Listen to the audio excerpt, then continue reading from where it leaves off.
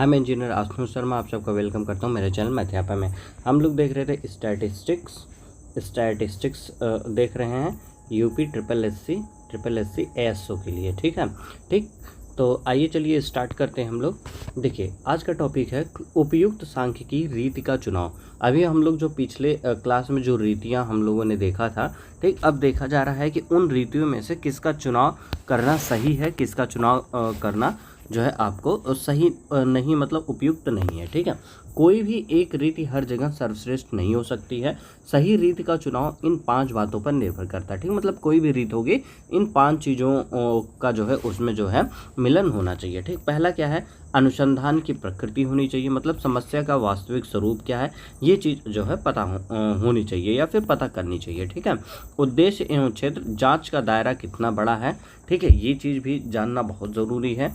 ठीक है, आर्थिक साधन, बजट या उपलब्ध धन कितना आपके पास है कि आप उस रीत का जो है यूज कर सकें। शुद्धता की मात्रा होनी चाहिए, कितने सटीक परिणामों की आवश्यकता है, इसको भी जहन में रखते हुए जो है रीति का चुनाव करना चाहिए। ठीक, उपलब्ध समय, काम पूरा करने की समय सीमा क्या है। ठीक है, इन 5 बातों का जो है ध्यान रख करके ही हमको जो है रीतियों का जो है चुनाव करना चाहिए। ठीक, और उत्तम प्रश्नावली के अनिवार्य गुण अब देख लेते हैं। Essential of a good question, ठीक, इसको देखते हैं। एक सफल अनुसंधान के लिए प्रश्नावली में निम्नलिखित गुणों का होना आवश्यक है। पहला, कम प्रश्न होना चाहिए। ठीक, प्रश्नों की संख्या सीमित होनी चाहिए, 15 से 20 प्रश्नों को आदर्श संख्या माना जाता है। ठीक है, दूसरा, उचित क्रम। ठीक, अब आप देखिए थ्योरी है, लेकिन आपसे यहाँ पे जो है क्वेश्चन पूछ सकता है कि मान लीजिए कि जो है कोई अनुसंधान करता है, वो जो है कितने क्वेश्चन जो है मतलब कि पूछ सकता है, एक कितना आदर्श संख्या होता है क्वेश्चन पूछने का, तो आप बता सकते हैं 15 से 20 क्वेश्चन। इसी तरीके से देखिए क्वेश्चन आएंगे आपके एग्जाम में, बन जाएंगे। ठीक है, उचित क्रम, प्रश्न एक निश्चित और तार्किक क्रम में होना चाहिए, आपस में जुड़े हुए प्रश्न एक जगह क्रमबद्ध हों। नेक्स्ट है सरलता व स्पष्टता, भाषा एकदम आसान हो, शायद, अक्सर, कभी कभी जैसे अनिश्चित शब्दों से परहेज करना चाहिए। ठीक है, नेक्स्ट है संक्षिप्तता, कॉन्शियसनेस, प्रश्न छोटे हों और जहाँ तक संभव हो उनका उत्तर हाँ या नहीं में आ सके।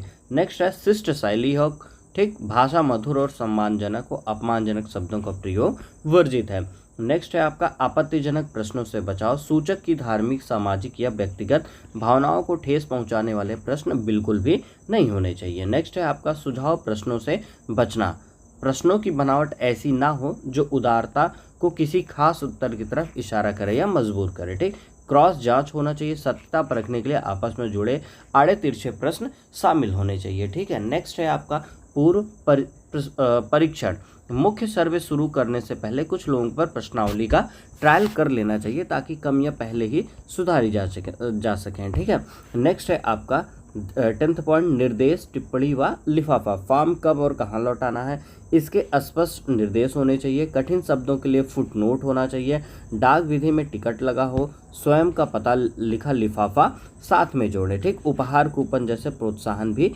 दिए जा सकते हैं इसमें। ठीक है, आइए देखते हैं आगे। रॉबर्ट वेलेस एवं एडवर्ड विलेट के अनुसार प्रश्नों के स्वरूप। ठीक, इन 2 नाम को याद रखिएगा, रॉबर्ट वेलेस और एडवर्ड विलेट। ठीक, कौन, रॉबर्ट वेलेस और एडवर्ड विलेट। एक बार मेरे साथ बोलिए, रॉबर्ट वेलेस एवं एडवर्ड विलेट के अनुसार जो है जो प्रश्नों का स्वरूप होता है वो क्या होता है, 3 तरीके से होता है। पहला बंद प्रश्न होता है, ठीक, दूसरा क्या होता है, खुले प्रश्न होते हैं, तीसरा क्या होता है, विशिष्ट सूचना प्रश्न होता है। ठीक है ना, कौन कौन से होते हैं भैया, बंद प्रश्न होते हैं, खुले प्रश्न होते हैं, विशिष्ट सूचना प्रश्न होते हैं। ये किसके द्वारा है, रॉबर्ट वेलेस साहब और एडवर्ड विलेट के द्वारा। ठीक, वी देख लीजिए ना, वी दोनों में है, एक से हो गए वेलेस साहब, एक से हो गए विलेट साहब। ठीक है ना, वेलेस और विलेट साहब के अनुसार जो है क्वेश्चन 3 तरीके से पूछे जा सकते हैं, एक बंद प्रश्न, खुले प्रश्न, विशिष्ट सूचना प्रश्न। बंद प्रश्न ये देखते हैं, शॉर्ट क्वेश्चन के उप प्रकार, सरल विकल्प, मतलब केवल 2 विकल्प जैसे हाँ या नहीं। ठीक, त्रिविकल्प, 3 विकल्प जैसे हाँ, नहीं, कुछ नहीं कह सकता। ठीक है, नेक्स्ट है बहुविकल्प, मतलब एमसीक्यू, कई सारे विकल्प जैसे आप धूम्रपान कब करते हैं, हाँ, नहीं, कभी कभी, कभी कभार। ठीक है, ये चीज़ हो गया आपका 3 तरीके का जो है बंद प्रश्न में जो है उप प्रकार हो गया, सरल विकल्प, त्रिविकल्प, बहुविकल्प। ठीक है, नेक्स्ट है आपका खुले प्रश्न, इनका प्रयोग कम करना चाहिए क्योंकि लोग आलस्य में उत्तर नहीं देते हैं। उदाहरण, महंगाई किस प्रकार रोकी जा सकती है। ठीक है, अब जो है आलस में इसका आंसर जो है लोग नहीं दे पाते हैं, नहीं देना चाहते हैं। ठीक है, ये खुला प्रश्न हो गया। सा क्या होता है आपका? विशिष्ट सूचना देने वाले प्रश्न। उदाहरण, आपकी मासिक आय कितनी है या आपका शैक्षणिक स्तर क्या है। ठीक, तो ये जो है विशिष्ट सूचना देने वाले प्रश्न होते हैं। आइए देखते हैं, अब हम लोग देखेंगे द्वितीयक समंग या फिर सेकेंडरी डेटा हम लोग देखेंगे। ठीक है, समंग या फिर सेकेंडरी डेटा, इसके स्रोत, सावधानियां एवं संपादन, इन 3 चीज़ों के बारे में आइए देखते हैं। सबसे पहले द्वितीयक समंकों के स्रोत। ठीक, पहला क्या है? इसका प्रकाशिक स्रोत है। ठीक, प्रकाशित स्रोत मतलब कि पब्लिश्ड। ठीक ना, जो पब्लिश किया गया हो। ठीक, मतलब कहीं पे छपा हुआ हो, किसी के द्वारा जारी किया गया हो, उसे पब्लिश कहते हैं। दूसरा, अप्रकाशित स्रोत मतलब अनपब्लिश्ड, मतलब किसी के द्वारा वो किसी की जानकारी में नहीं लाया गया हो। ठीक ना, अनपब्लिश्ड हो वो। पहला, आइए पहले पे चर्चा करते हैं। द्वितीयक समंकों के स्रोत, source of secondary data, MS Blair के अनुसार। ठीक ना, MS ब्लेयर के अनुसार क्या इन्होंने कहा है? द्वितीयक समंक वे हैं जो पहले से ही अस्तित्व में हैं और जो वर्तमान प्रश्नों के उत्तर के लिए ना होकर बल्कि किसी दूसरे उद्देश्य के लिए एकत्र किए गए हैं, अर्थात इन्हें केवल उद्धृत या फिर एक्सट्रैक्ट किया जाता है, उसे हम लोग बोलते हैं सेकेंडरी डेटा बोलते हैं। ठीक है, सेकेंडरी डेटा को जो है MS ब्लेयर साहब ने बताया है अपने शब्दों में। क्या बताया? MS ब्लेयर साहब ने बताया कि द्वितीयक समंक वो होते हैं जो पहले से ही उनका अस्तित्व होता है। क्या मतलब? पहले से ही वो जो है होते हैं, पहले से ही वो क्या होते हैं, लेकिन किसी दूसरे प्रश्न के उत्तर के लिए होते हैं। किसके लिए? किसी दूसरे क्वेश्चन के आंसर के लिए जो है वो जो है डेटा होते हैं। ठीक ना, वे डेटा होते हैं। ठीक है ना, वर्तमान प्रश्नों के उत्तर के लिए नहीं होते हैं वो। ठीक, लेकिन जो वर्तमान प्रश्न होते हैं उसके उत्तर को उसमें से एक्सट्रैक्ट कर लिया जाता है, तो वही क्या कहलाता है? आपका द्वितीयक समंक कहलाता है। ठीक है, ठीक, मतलब वो सिर्फ और सिर्फ क्या किए जाते हैं? एक्सट्रैक्ट किए जाते हैं। क्या किए जाते हैं? एक्सट्रैक्ट किए जाते हैं। ठीक है, उसको बोला जाता है द्वितीयक समंक बोला जाता है। यही समझिए द्वितीयक समंक का मतलब क्या, कि वो पहले से ही जो है मौजूद रहेंगे लेकिन किसी दूसरे क्वेश्चन के आंसर के रूप में रहेंगे। ठीक है, जब आपको अपना क्वेश्चन का आंसर खोजना है तो आप उस डेटा के पास जाएंगे और उसमें से अपना आंसर खोज लेंगे। तो यही हुआ ना, अपना आंसर आपने इस डेटा में से एक्सट्रैक्ट कर लिया है। ठीक, तो ये कौन बोला है? MS ब्लेयर साहब ने बोला है। ठीक है, ठीक, आगे चलते हैं। प्रकाशित स्रोत क्या है? पहला देखिए, पब्लिश्ड सोर्सेज कौन कौन सी होती हैं। सबसे पहले क्या है आपका? अंतर्राष्ट्रीय प्रकाशन है। दूसरा, सरकारी प्रकाशन है। तीसरा, अर्ध सरकारी प्रकाशन है। चौथा, आयोगों व समितियों के प्रतिवेदन है। ठीक है, नेक्स्ट है आपका शोध संस्थानों के प्रकाशन है। व्यापारिक व वित्तीय संस्थानों के प्रकाशन है। समाचार पत्र तथा पत्रिकाएं हैं। ठीक, इतनी चीज़ें हैं जो हम लोगों को प्रकाशित स्रोत में पढ़ना है। आइए देखते हैं क्या क्या है। पहला है आपका अंतर्राष्ट्रीय प्रकाशन, विदेशी सरकारों व वैश्विक संस्थाओं के आंकड़े। ठीक, जैसे वो मतलब प्रदर्शित करते हैं। जैसे आपने देखा ह्यूमन इंडेक्स देख लिया। ठीक ना, ह्यूमन इंडेक्स आपने देख लिया। ठीक है, ये देख लिया। या फिर आप जो है प्रेस जो है इस समय जो है काफ़ी चर्चा में रहा है प्रेस। ठीक है ना, प्रेस रैंकिंग अपनी इंडिया की 157 है। ठीक है, तो अब प्रेस रैंकिंग जो है, प्रेस रैंकिंग, ठीक ना, प्रेस रैंकिंग जो है, प्रेस रैंकिंग, ठीक, इसने जो है अपनी कोई रिपोर्ट जारी की। क्या की? रिपोर्ट जारी किया। ठीक ना, तो ये वैश्विक स्तर पे जो है प्रेस ने जो है अपना रिपोर्ट जारी किया, उसमें इन्होंने जो है इंडिया की रैंकिंग भी दी। ठीक, तो उन्होंने कुछ डेटा दिए होंगे, कहीं पे जाकर के किसी चीज़ को लेकर के एनालिसिस किया होगा, स्टडी किया होगा, तभी तो जाकर के इन्होंने रिपोर्ट तैयार किया। जब वो रिपोर्ट आ गई, अब कोई अगर चाहे तो वहाँ से उनका डेटा ले जा करके यूज कर सकता है। तो वही कहा जा रहा है कि अंतर्राष्ट्रीय प्रकाशन से आप अपने डेटा को ले सकते हैं। ठीक, जैसे अब क्या है, UN स्टैटिस्टिकल ईयर बुक हो गया। ठीक है, डेमोग्राफिक ईयर बुक हो गया, तथा IMF, ILO, IBRD की वार्षिक रिपोर्ट हो गई। वहाँ से आप चीज़ों को ले सकते हैं, डेटा ले सकते हैं। ठीक है, नेक्स्ट है आपका सरकारी प्रकाशन, केंद्र व राज्य सरकार द्वारा जारी अत्यधिक विश्वसनीय आंकड़े। जैसे पंचवर्षीय योजनाओं का आंकड़ा हो गया, RBI की बुलेटिन हो गई, वार्षिक आर्थिक समीक्षा हो गई और जनगणना रिपोर्ट हो गई। ठीक है, तो ये सब सरकारी प्रकाशन में आते हैं। अर्ध सरकारी प्रकाशन में क्या है? नगर निगम हो गए, ये अर्ध सरकारी में है। नगर पालिकाएं हो गई, जिला परिषद हो गए, पंचायतें हो गई, ठीक। जन्म मरण व स्वास्थ्य संबंधी आंकड़े आपको जो है पंचायतों से जो है मिल जाते हैं। तो ये अर्ध सरकारी प्रकाशन हो गए। आयोगों व समितियों के प्रतिवेदन क्या है? सरकार द्वारा नियुक्त कमेटियों की रिपोर्ट हो गई, जैसे वित्त आयोग हो गया, एकाधिकार आयोग, गोरवाला, झा, अलेक्जेंडर या हजारी समिति की रिपोर्ट हो गई, ठीक है। नेक्स्ट आपका शोध संस्थानों के प्रकाशन, जैसे भारतीय सांख्यिकी संस्थान ISI, राष्ट्रीय प्रतिदर्श जांच संगठन NSSO, NCAER, इन सब का जो है शोध संस्थानों के प्रकाशन जो रिपोर्ट है वहाँ से आप चीज़ों को ले सकते हैं, ठीक है। व्यापारिक व वित्तीय संस्थाओं के प्रकाशन, जैसे FICCI फिक्की हो गया, ट्रेड यूनियंस हो गया, स्टॉक एक्सचेंज हो गया, चार्टर्ड अकाउंट संस्थान हो गए, ये सब जो है व्यापारिक व वित्तीय संस्थानों के प्रकाशन हो गए। समाचार पत्र पत्रिकाएं, ये तो जानते हैं, economics times, financial express, commerce, Indian journal of economics, ये ढेर सारी चीज़ें हैं जो समाचार पत्र पत्रिकाएं में आती हैं, ठीक। तो ये थे आपके जो है पब्लिश सोर्सेस, ठीक ना, क्या थी ये? पब्लिश्ड सोर्स, ये इतनी थी आपकी पब्लिश सोर्स, ठीक है। और भी चीज़ें हो सकती हैं, मैंने एक ऐसा एग्जाम्पल टाइप में लिया है कि इतने तरीके होते हैं पब्लिश सोर्सेज के, ठीक है ना। पब्लिश सोर्सेज का मतलब ये कि जो अपने रिपोर्ट को जारी करते हैं वो सब के सब क्या कहलाते हैं? पब्लिश सोर्सेज कहलाते हैं। नेक्स्ट आपका अप्रकाशित स्रोत, मतलब अनपब्लिश्ड सोर्सेज, ठीक है।